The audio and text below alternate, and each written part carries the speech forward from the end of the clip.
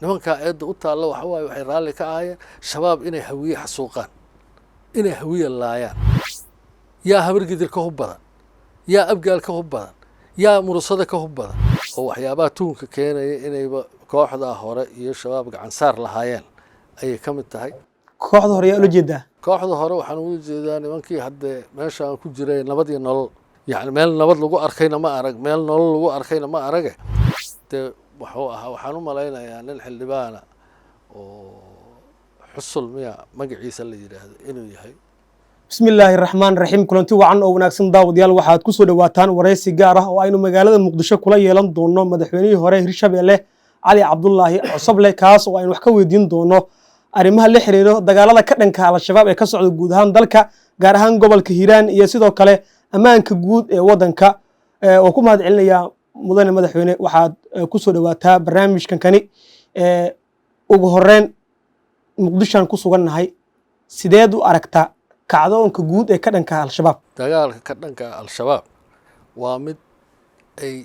yani ummadda Soomaaliyeed ay qasab ku noqotay markaa muddo aad u dheer ayaa dalka yani ay dhibaato ku hayeen ummadda idil dhibaato ku hayeen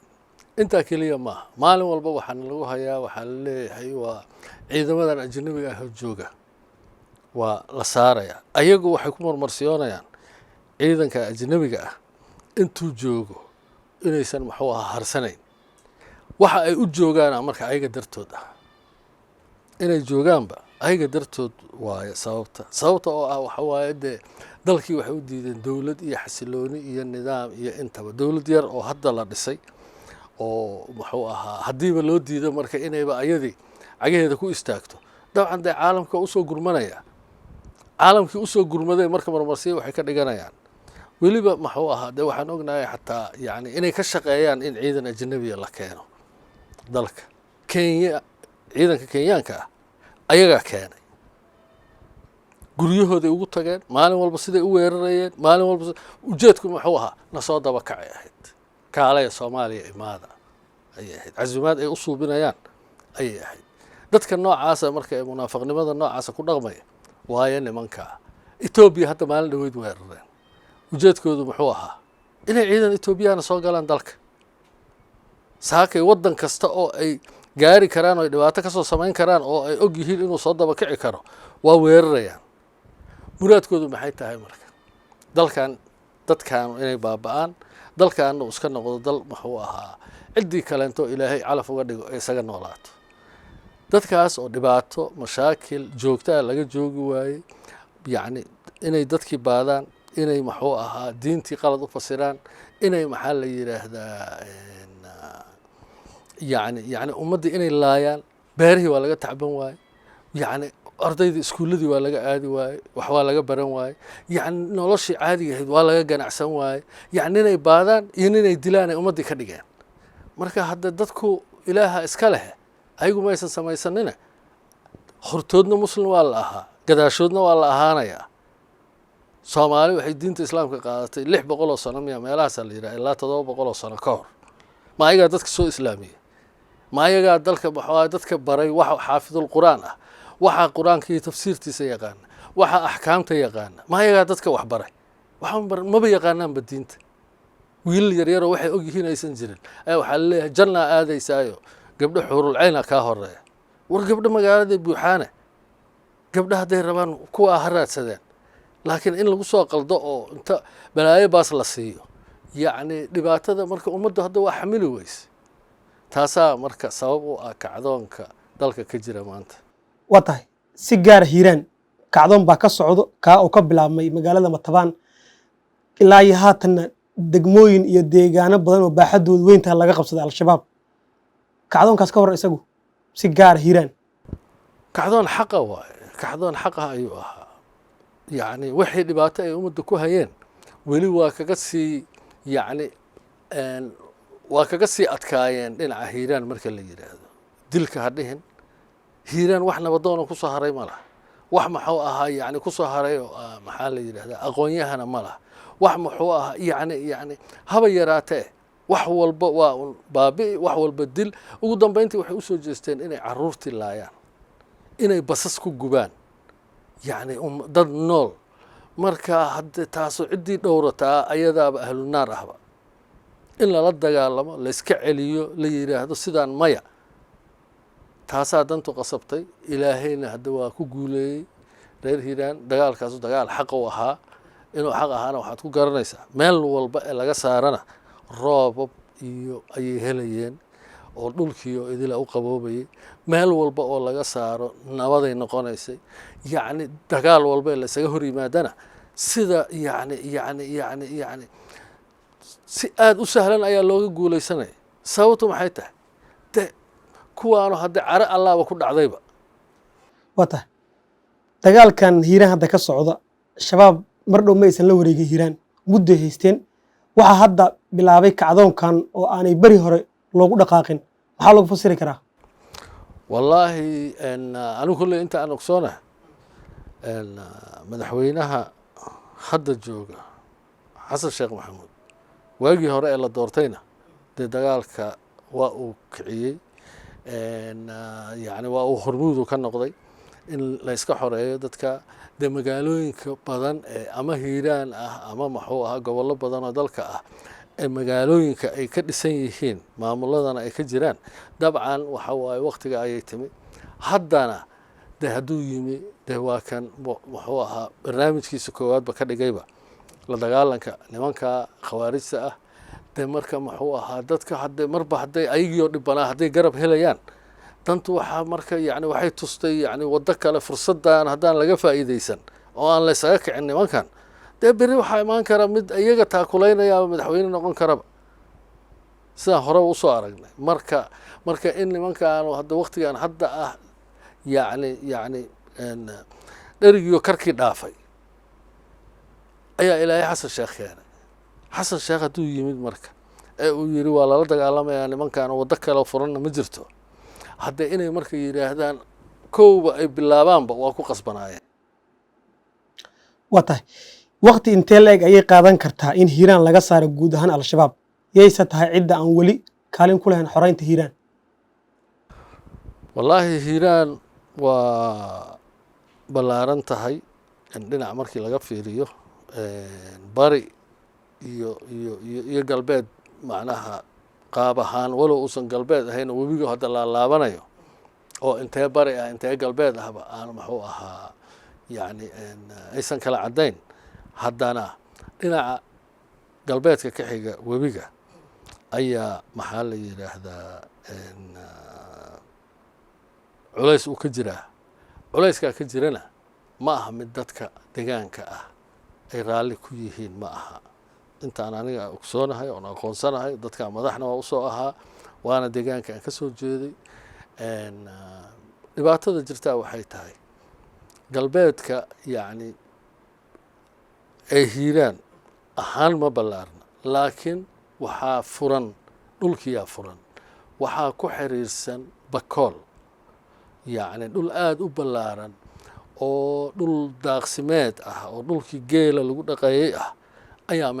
meeshaasay hadda aada ugu jiraan marka galbeedka hiiraan dhimnaanta uu ka dhiman yahay in muxuu ahaa isagana laga sifeeyo yacni waxay ku xiran tahay sida ay koonfur galbeed ayadana u shaqayso oo ay meesha la yidhaahdo yacni bakool at least muxuu ahaa nimankaa culayska looga saaro markaasaa lagu dhiiran karaa ay ku dhiiran karaan dadka dega galbeedka hiiraan inay ayaguna iska saaraan waxa yare magaalooyinka iyo tuulooyinka yacni jooga waa tahay sida muuqata kacdoonka ka dhanka al-shabaab ee guud ahaan ka socda hirshabeelle waxaa ilaa iyo haatan deegaano badan laga qabsaday kooxda al-shabaab oo macawisleeda hiiraan ayaa qabsatay waxaana haatan ay qarka u saaran yihiin degmada aadan yabaal ma la odhan karaa ciidanka iyo macawisleeda jooga shabeellada dhexe dhabka ma ahan dagaalka marka loo eego sida dagaalka ay ugu jiraan macawisleeda iyo ciidanka hiiraan maya bani aadamka waxa lagu yaqaan wax walba inuu sharaftiisa ka jecel yahay reer shabeellaha dhexe hadde dabcan ayagaa kaa jeclaan lahaa in shabaab dhammaan dhulkaa laga sifeeyo meelaha ay ku dambeyso laakiin waxaa loo baahan yahay in la ogaado dee degaanadu isku mid maaha isku qaab samayska dhulku isku mid maaha meesha aadan yabaa la yidhaahdo midda kale dee waa xarun aad u weyn waaye yacni waxaan la dhihi karaaba waa xarunta un adiga markii uun jilib iyo dhulkaani laga yimaado xarumaha ugu waaweyn ayay ka mid tahay yacni xarumaha noocaasa marka beel ordaysa aho ma geli karto waa in istaraatiijiyad weyn dhinacyadii ka hareereysnaayo idil meel gurmada uga imaanayo kulli waxaasoo idil horta in laga soo dhammaado sababtu waxay tahay dee hubka ay meesha ku haystaanna ma yara dhulkoo idilna waa wada miinaynayaan dhul wada miinaysan marka in meeshooda lagu go'doomiyo muddo lagu hayo kadib dee dushaha laga garaaco un siyaabahaas un adiga looga saaro maahane yacni ma aha isaga orod oo markaas muxuu ahaa yacni ciidan kaa hor imaanayaba arki maysidba dhulkii waa wada miino ciidan miino ah ayaa yaalla meeshii oo si loo gudbaayaah aysan jirin dhibaatooyinka ugu waaweyn oo jiraa waa arrimahaas laakiin inta aan ogahay oon la socdo waxa waaye uun diyaargarow aada u badan iyo hal hadda ka soo baxsanaya waa jiraa mar walba shabaabka marka waxyaabahaas ay la socdaan ilaa warbaahintii iyo social media iyo kulli waxaasay ogyihiin yacni waa un wax waa ka soo baxbaxayaan qaar mintida dadkooda xataa waxaan u malaynayaa oo ugu waaweynaa nimankan khawaarijta ah qaarkood inay meeshaba joogaanba ayaan aaminsanahay marka arrimahaasa waxay keenayaan meesha inay meel aada u culus ahaato laakiin waa la soconayaa dhulka kale oo idil na waa la sifaynayaa taana dhinaca waqooyi iyo dhinaca koofureed iyo laga wada gelyaa iyo cirka iyo ugu dambeyntii ayagana in meesha laga saaro waa imaanaysaa waa tahay sida u bilaabmay kacdoonkan gaar ahaan maalmihii dambe waxaa jira deegaano dagaal uu ka dhacay askari ay ku dhinteen ciidanka dowladda iyo dadka deegaanku ay la wareegeen sida qaybo ka mid ah gobolka galgaduud gaar ahaan deegaanka waxa la yiraahdo shabeellada dhexe meelo ka mid ah ciidankii dib ayay uga soo laabteen maxaa sababi kare kula tahay in ciidan dowladda deegaan ay juhdi ku baxsheen askari ay ku dhinteen dib looga soo laabto wallaahi inta aan uun aniga kolleyba fahamsanahay military horta maaha tactica militarina ma ka hadlayno laakiin garashadu maxay tusaysaa ciidanka suuragal ma aha tuulo walba iyo degmo walba iyo meel walba inay qabtaan oo haddana fariistaan shaqa looga sii baahan yahay deegaano kale inay sii xoreeyaana loo baahan yahay deegaankii marka mar haddii la qabto wixii ka dambeeya waa dadkii deegaanka ahaa inay difaacdaan marar badan oo la leeyahay ciidamadan ajnabiga ah oo amisomta iyo etoobiyaanka waxyaabaha lagu arki jiray deegaan waa qabanayaan markay qabtaan dee dabcan waa maalmo waa joogayaan inta ay kugu simi karaan laakiin hawsha hadday u jeedi waayaanba muxuu ahaa dadkiiyo deegaankii la wareegaya de way ku adkaanaysaa inay meesha iska fariistaan marka sababtoo qorshay usoo baxeen ma ahaba inay meeshan degaan qorshay usoo baxeen waxa waaye dhulkan inay xoreeyaan dhul kalena ay sii aadaan weliba hadda dabcan meeshii la yidhaahdo muxuu ahaa wabxo la yidhaahdo wabxo waa la qabtay ciidankii iyo dadkii deegaanka ahaa intaba oo laakiin dad deegaan ah oo hadda waxa waaye kuwii deegaanka ahaa iyagu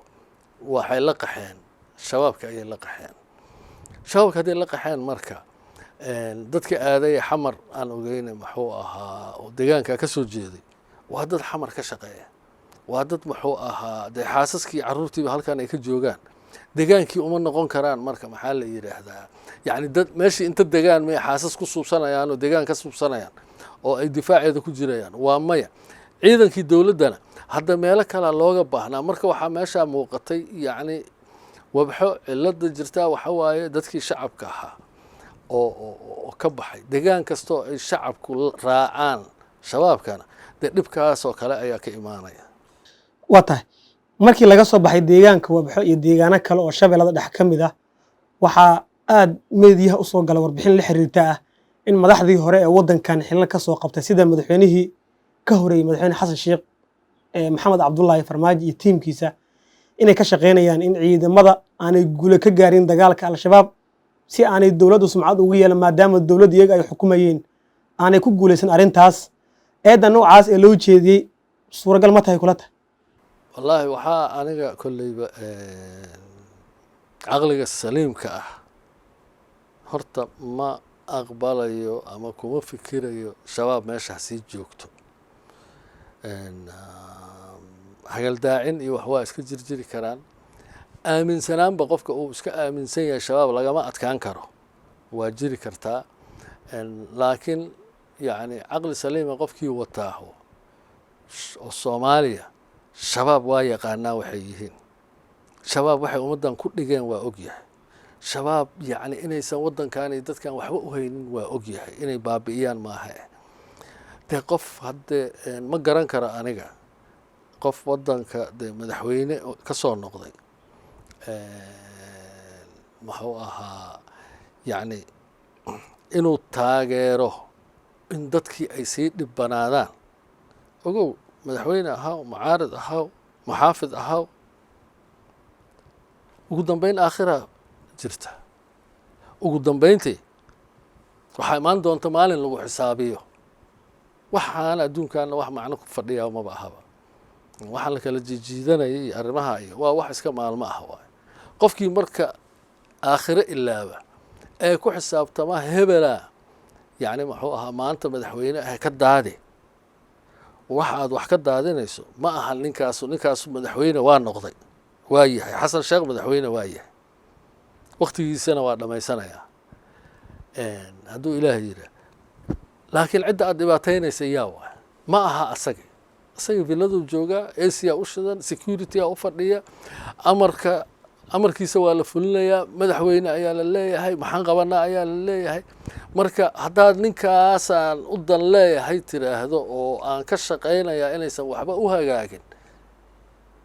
ogow soomaali adigaa khasaariyay ilaahayna ma siri kartid umana dhuuman kartid marka guud ahaan waa fikirka aan qabo marka yacni farmaajo nin hadla maaha marka weligiina shabaabna haddee lama uusan dagaalin in loo maleeyo way dhici kartaa isagaaba laga rabi lahaa marka haddii tuhunka noocaasa uu yimid inuu yidhaahdo shabaab ha la iska celiyo aqoonta adiga u leedahay madaxweynihii hore maxamed cabdullaahi farmaajo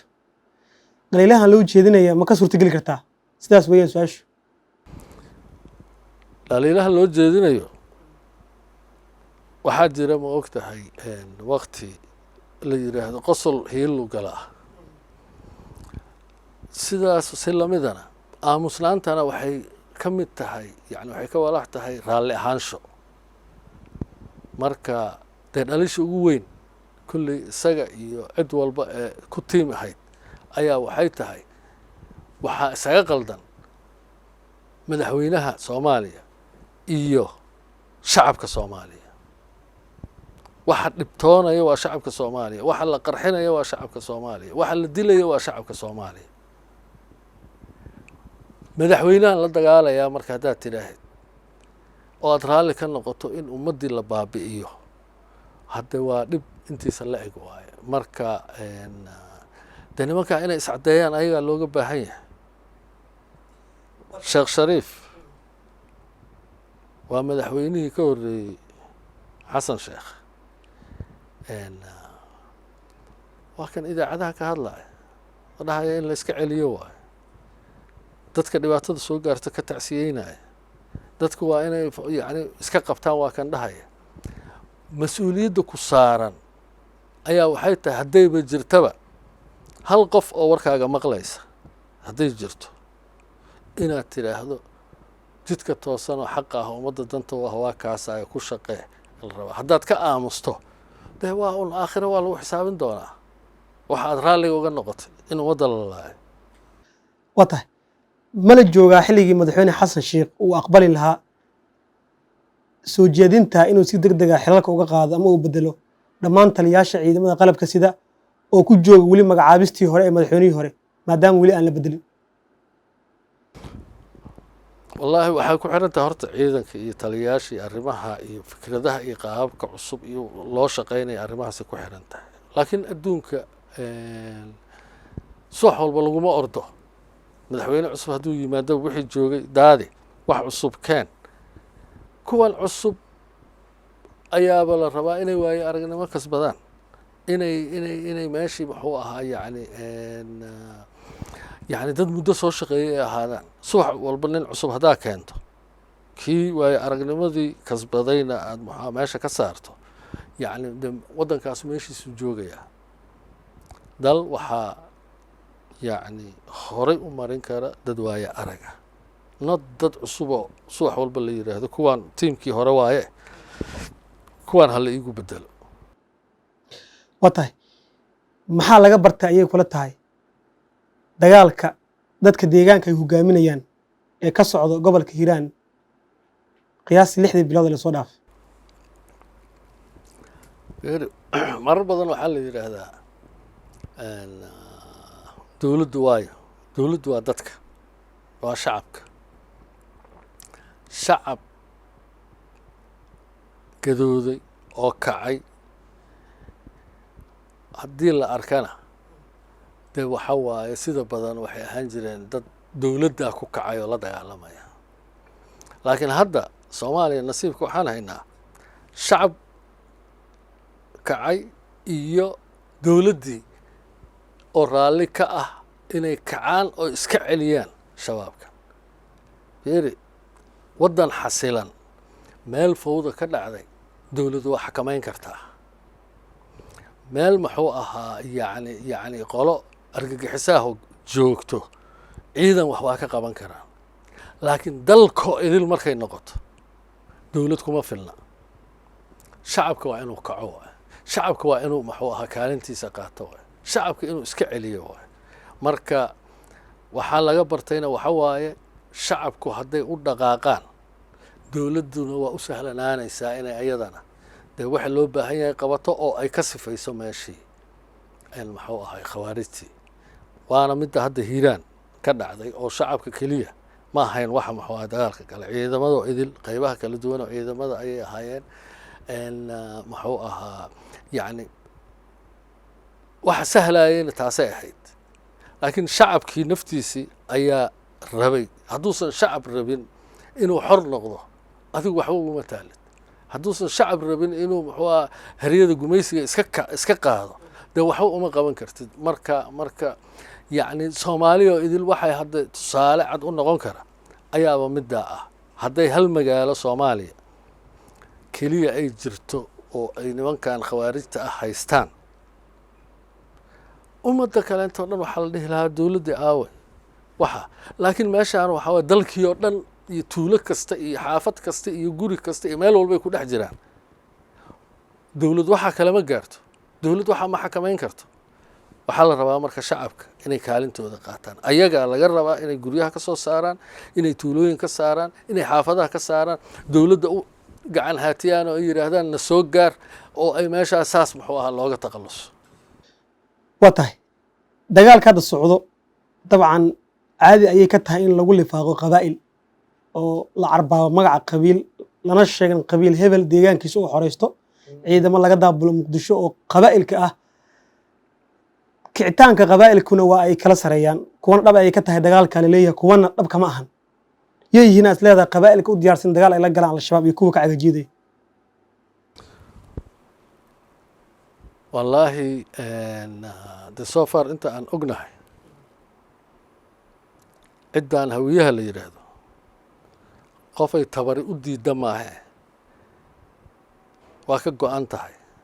inay fursaddan ka faa'iidaystaan waayo 5 sano hore ee lasoo dhaafay ayay dadkaanu shabaab si aada u dhibaateeyeen oon haba yaraatee dhankooda la fiirin haba yaraatee wuxuu ahaa iska daa wax kale maalmihii doorashooyinka wixii beledweyne iska daba dhacay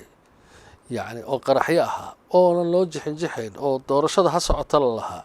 oo kuraas dad loo xiraay yacni arrimahaasoo idil waxa soo maray marka dadkan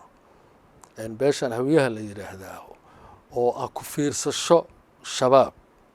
sida iyadoo aada muddo in la yidhi dadkan gebigoodba barakiciya ee dhulka ka saara ayay shabaabna u dhaqmeen oo waxyaabaha tuhunka keenaya inayba kooxdaa hore iyo shabaab gacansaar lahaayeen ayay ka mid tahay kooxda hore yaa ula jeedaa kooxda hore waxaan ula jeedaa nimankii haddee meeshaan ku jiray nabad iyo nolol magacoodu ahaa anigu nabad iyo nolol meel يعني meel nabad lagu arkayna ma arag meel nolol lagu arkayna ma arage يعني ummad dhiban iyo waxaan aragnay iyo bas xamar ereyadan qaraxa nooga ilaaliya waayahay dalka xamar kaliya ma aha dhulkii kale maxaa ka dhacay marka khaasatan cidii isku dayda inay ka dhiidhiso waxa cid kasta isku dayda inay waxa ka dhiidhiso dhibaatooyin waaweyn loo geysanayo marka hadde hawiye horta waa ka go'an tahay waxa soo haray waxa waaye dadkii markaas aanan ama tabar ahaan haynin ama muxuu ahaa walwal iyo shaki ku jiro oo ah armaa yani hadhow ay wixii kaligiin aad ku noqotaan marka beelaha kaleento Soomaaliyeed kulliba abaabulku waa jira koonfur galbeed abaabul xoogana ka socda maxaa la yiraahdaa meesha la yiraahdo xataa Jubbaland waxyaabahan maqlaaya waxay tahay yani in abaabul iyo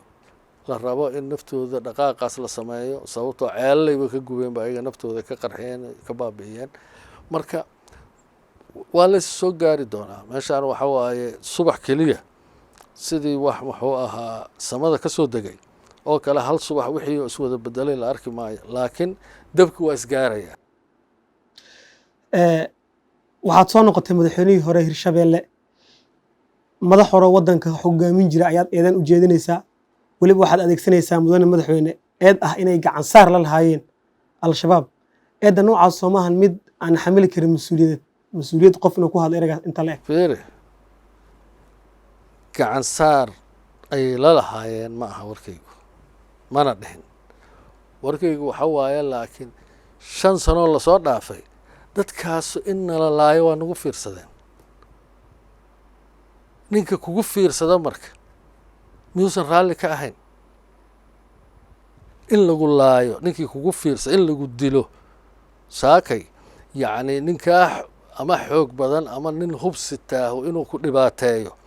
haddaanan aniga istaagin oo aan weliba awooddeedii leeyahay oo aanan dhihin maya yani oo aan weliba u jeedo dhibkaaga iyo mashaakilkii wax lagugu dhigaayo kana aamusanahay dee micnaheedu waxa waaye raalligaan ka ahay waaye nimankaa eedda u taalla waxa waaye waxay raalli ka ahayeen shabaab inay hawiye xasuuqaan inay hawiye laayaan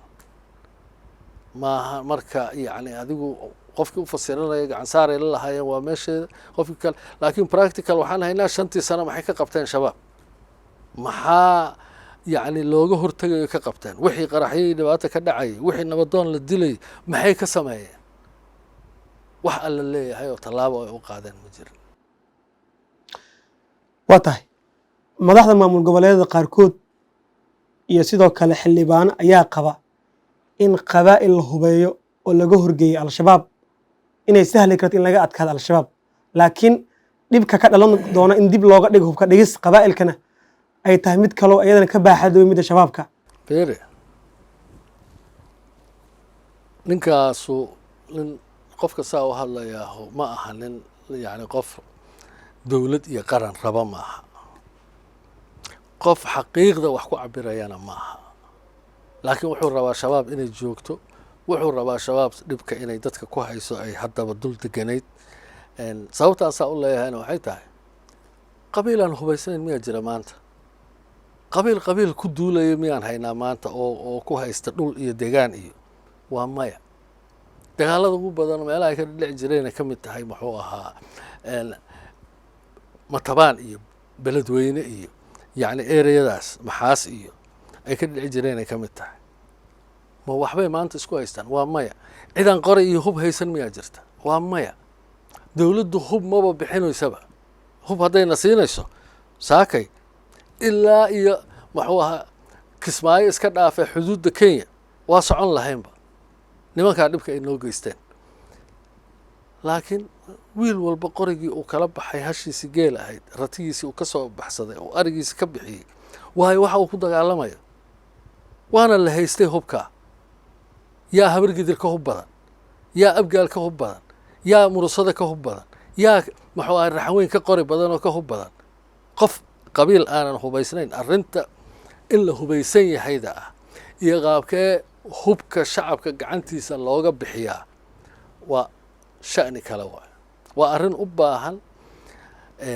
dib u heshiisiin dhaba waa arrin u baahan dowladnimada oo tiirarkeedu adkaadaan waa arrin u baahan shacabka oo soo gaara inuu waay aan qorayga u iibsaday aniga qoray waxaan u iibsanayaa naftayda inaan ku baahnayn inaan amnigayga ilaaliyo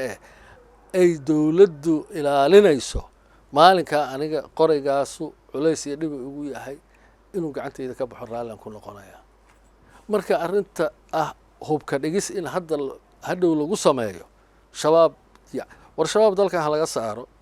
shirar dib u heshiisiina ha la qabto soomaali ha iswaraysato war maxaa noo dan ah sidee isku wada aamini karnaayo hubkan gacanteena uga wada saari karnaa oo qarankii soomaaliya ugu wareejin karnaa yacni arrintaas waa arrinta loo baahan yahay hadda yaan saan la samayn oo dowladda ciidanka dowladda intee la eg yahay muxuu kala gaaraa tuulo kastii deegaankas nimankaanu ma ayaga ah dad ajnabi oo cadcad oo hal meel degan ama ciidan ahaan u shaqaynaya ma ayaga ah inta markaa ka eriso xaggay aadayaan xagga markaa kasoo eriso dhinaca kale tegayaan dadka noocaasa yacni in la yidhaha shacabka yani gadaal u dega adinka ciidana la dagaalamayana yacni waxa waaye muxuu ah yaana shabaab la saarin shacabaa la hubaynayana waa been shacabkaana waa hubaysan yahay waayo aan hay-ad muxuu ahaa urur samafale iyo waxa ay la shaqayn jiray oo UN-ka ribooradooda iyo sagaashameeyadiina sheegaya ribooradooda waagaasa waxaa la dhihi jiray gun to human yani gun to people marka la yidhaahdo ratioga dadka iyo qoryaha soomaaliya la isbarbar dhigo qofkii waxaa kusoo aadaya 7 qoray hubka soomaaliya yaalla si average marka lasoo qaato yacni waxuu ahaa qofkii waxaa kusoo aadayay 7 qoray micnaheedu muxuu yahay hubka soomaaliya dhex yaalla waa kayru caadi gurigiya waxaa laga yaabaa 4-5 qoray inay taallo shacabku waa hubaysan yahay marka qofkii u haysta haddaa shacab la hubaynaya dhahaya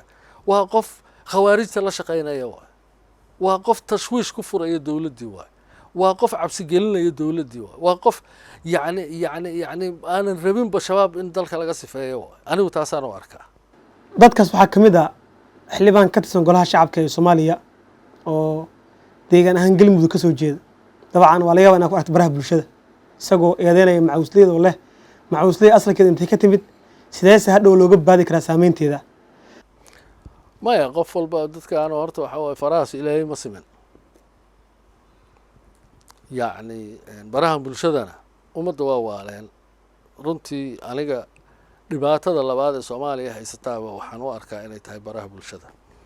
marka shabaab laga yimaado dhibka ugu xooganee haddana soomaaliya haystaa baraha bulshada waayo oo ah yacni in maxaa la yidhaahdaa ummaddii halkay dhinac u wada jeesan lahayd oo iswada raaci lahayd yacni oo tafaraaruqii faraha badnaa ee hore laga keeni lahaa tashwiish ula fadhiyo oo meel walba muxuu ka shaqaynaya mas-uul kolley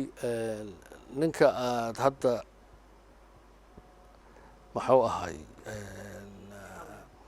aad soo hadal qaaday dee wuxuu ahaa waxaan u malaynayaa nin xildhibaana oo xusul miya magaciisa la yidhaahdo inuu yahay wallaahi ninkaas de isagoo u socda cadalo jooga oo u socda dhinaca iyo muxuu ahay ceel dheer iyo dhulkaas u socda ayaaban daawadayba oo dhahaya shabaab waa iska celinaynaa marka yacni un qof hadda si lama filaana aragti waa arki karaayo muxuu ahaa waa u arki karaa qaab ahaan shacab soomaali inuu isdilay layskuma hayo laakiin taas waxay ahayd sagaashameeyadii waxa laysku dilaayeyna waxay ahayd yacni xisaab badanoo hore oo dhextii lay ahayd xisaabaadkaasu marka waa laga kala daawoobay waa layska qanciyey waa lagu kala xaal qaatay waxay jiray waxaas waa dhan colaaddii dadka soomaalida dhexdeeda ahayd taasu waa dhammaatay shil waa dhici karaa ay markaas laakiin markii hore dad aada u kala cadhaysan ayaa isku wada dhacay oo wada confused ah arrintaasu marka waa laga yimi dadku hadda wax badanay dadkii miyiga joogay iyo dadkii tuulooyinka joogay iyo dadkii deegaanada yacni magaalo madaxyada iyo caasimadaha iyo ka fog iyo joogay iyo dadkii dhallinyarada ahaa wax badan ay hadda ka fahmeen dowladnimadii. meel aan dowlad laga rabin ma jirto Soomaaliya, khaasatan dhulkan koonfurta iyo gobollada dhexe ah. dowlad waa laga rabaa, dowlad yacni wax u qabatay rabaan. waa arkeen qoray waxba inuusan u tarin 10 zoo iyo jiib iyo isu soo agdhig. waxaa u baahan tahay ceel wax kuu qodo, waxaa u baahan tahay kanaal wax kaa saacida, waxaa u baahan tahay isbitaal wax kaa saacida. haddii kale dee qorayaan ag fadhiyaa qorigii adiga waa isla dhammaanaysaan. marka waxa shakiga looga qabaa macawisley aniga ma qabo. welibana macawisley wanaagooda waa la arkay inay si sahlan u xoreyn karaan dalka, oo nin walba deegaankiisa waa ku filan yahay. fiiri yacni ma ahan hiiraan iyo halkaa iyo gobollada dhexe ee keliya, tuulo kasta. sababtoo shabaab uma qaybsamaan oo meel walba aho awood kuma hayn karaan. meel walba aho 4 wiila u joogta iyo 2 basaasin oo ah oo ayaga telefoon yacni kula hadasho meeshaysan joogin xataa. yacni kuwa qorteen oo telefoon oo dadka ka warbixiyey waxaasaa jooga. shabaab waa la arkay marka in la iska celin karo. deegaanka iyo shacabka iyo macawisleyda dhallinyarada ah dee waddankana waa 70% iyo ka badan waa dhallinyaro. dhallinyaradii la rabay inay dalka ku kifaaxdo marka ayaa waa ayaga. dhallinyaradii u baahnaa in shaqo loo abuuro waa ayaga. dhallinyaradii u baahan inay guursadaan oo shaqaystaan oo nolol samaystaan oo ayaga wax dhalaan oo yacni sharaf ku noolaadaan waa ayaga. waxaa ka xigta marka shabaab oy ka shaqeeyaan in laga saaro dalka.